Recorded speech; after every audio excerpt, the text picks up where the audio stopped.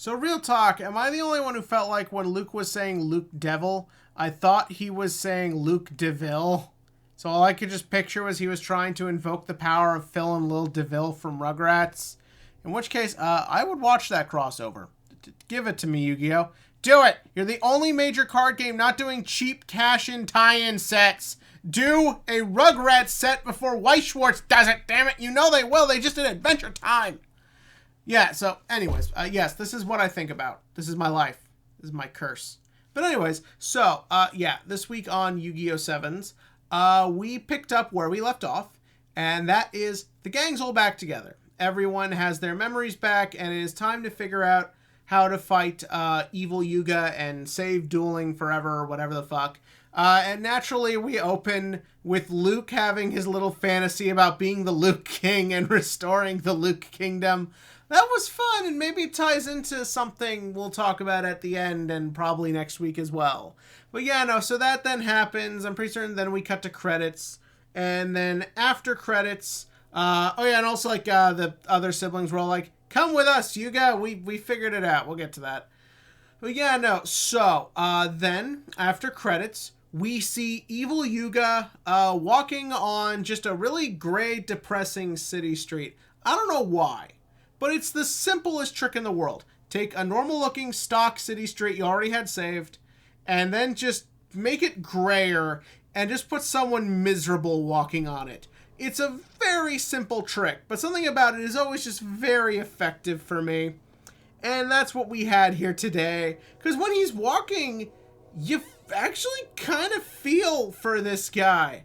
Like, all these weird memories of being, like, swirly are running through his head, like, this idea that he, for once in his life, was allowed to just be a kid, that he was just everyone's friend, that he didn't have to be tough, that he didn't have to be evil or try and do things what he wants. He could just be accepted by everybody.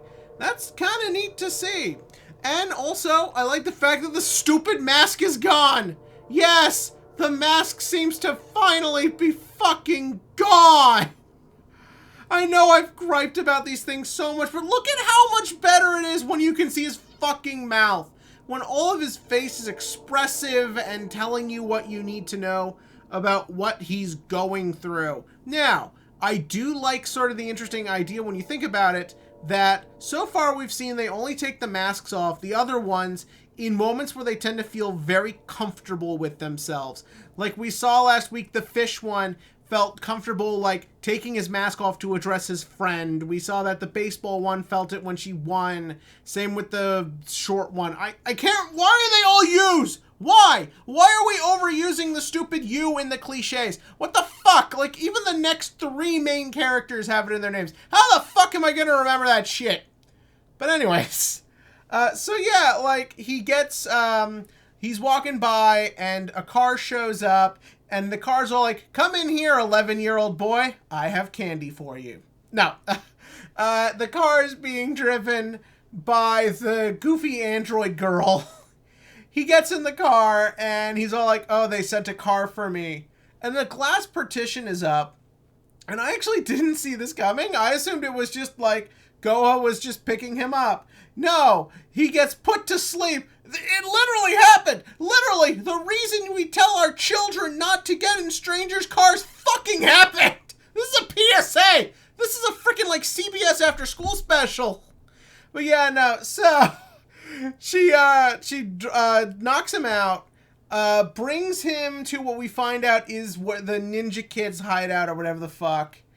And when he wakes up and comes to, he's strapped to a weird table. And you look around and you find out all the goofy voice android girls are part of the big final antagonistic force. This is great. I don't know why. Something about that just feels perfect to me. I kind of love this quite a bit. Like, you're just going around, they're introducing themselves. The newest one is like a weird ghost cabbie. I don't know, that just entertained me. But yeah, no, so, then, we then cut to Yuga and crew, where we then proceed to learn what the Legend of Sevens is all about. You know, that thing they brought up all of, like, twice? But yeah, no, so apparently in the ancient past, or recent past, or fuck if I know anymore with Yu-Gi-Oh!, there was a calamity striking the world, and it was up to, if I'm correct, if I'm saying this right, it was 7 magicians. That's why it's called Sevens. All right. 7 magicians or sorcerers, or whatever the hell term they used, came together to combat this force. And the world was in chaos, and after they did all they could on Earth, they went to the moon, where it turned out the guy that was guiding them was kind of, if I'm listening correctly, was kind of confusing the end part. If I'm hearing this correctly, according to this guy, the only way to fix the world was for the other guy the one guy to destroy everything. So he did that. He destroyed the moon. He destroyed the 6 attribute forces, which I guess is the insinuation is killed all his friends.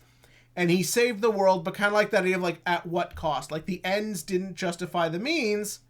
Just like what I've kept talking about several episodes with the memory thing, of that maybe if it has a positive more effect, is it right if the way you did it is wrong? And I think that's where we're going with this. But yeah, no, so that then happens.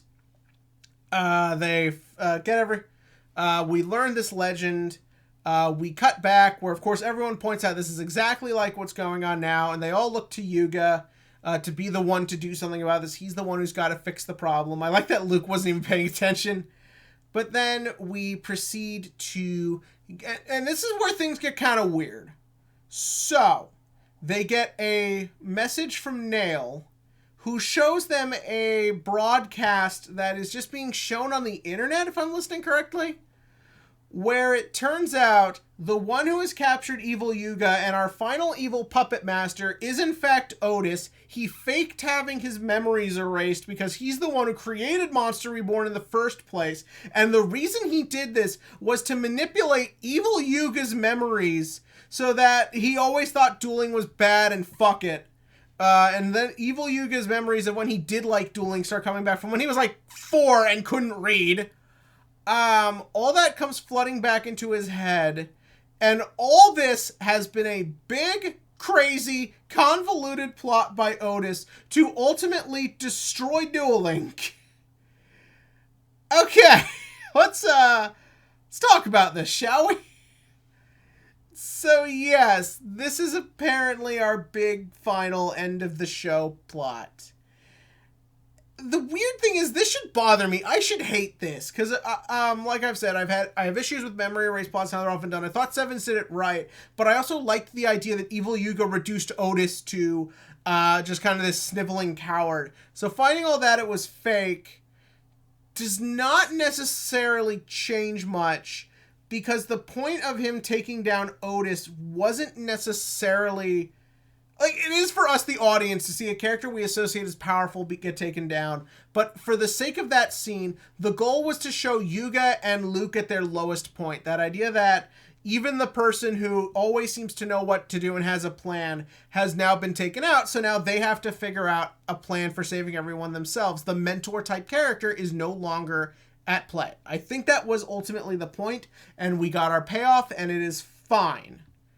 It's still something I don't normally like, but it is what it is. Next aspect of this is that Otis is our big baddie. I don't know if I believe he is. Because again, this is a character who's always kind of got a scheme and lying. And again, how they get the transmission. So that's my kind of wondering, is the idea that Otis is maybe setting something up, or there's one more final trick up his sleeve that Yuga then has to beat him with. But ultimately, yes. However, if it does turn out Otis is the big baddie, I'm not actually entirely against this, because I think the idea that Otis is the one who set Yuga on his path in life. He is the one who made Yuga want to be who he is. So I think the idea of having to go against that one final time could be very interesting, but we'll see what happens, which, oh my god, we're almost out of episodes. I don't want to see the show go. But yeah, no, and then the rest of the episode is that Nail's like, we got to use Luke's weird magic to just shut all the electronics down so we can reset the server on the moon. That fails. The only thing to do is to burrow into Goha Elementary School, where we find out that Luke and his sister's family has a storage unit that has a secret brass knuckle key where it's all failed watches. And it turns out Luke's watch is from this. That made me laugh. So think about that was just kind of fun. But yeah, damn, I didn't realize we're getting to the end of the video. We'll talk about things next week because I think it kind of makes for a nice little arc. Obviously, Luke versus Tiger is probably his final duel. So we'll save that discussion there. But all in all, this episode, it all kind of depends on where this culminates. They did that thing they do in this show where they just kind of dumped all the plot points at once and expected me to believe that there is some logic behind it, when in reality it just feels like they're so much more interested in the characters and stuff that they forget they have to have a plot. But yeah, we'll talk about that more next week. As for the TCG question of the week, so this past YCS, what really won it? Don't say adventure stuff. Don't say Sword Soul. It's pile decks. Look at the deck profiles. It's literally all, they've got a pile of cards, put it together, and it worked. My question to you is, are you okay with this? Do you like the idea of a deck is not just a deck? It's a series of fun, kooky engines that's all about your personal preference. Because I'm not against it once in a while. However, I feel like by the time we get closer to Nats, it's probably going to get really fucking annoying. But the adventure is too new, so I don't know what you do. But yeah, tell me that in the comment section below. And as always, click to like, click to subscribe, and join me next time for the big match of siblings.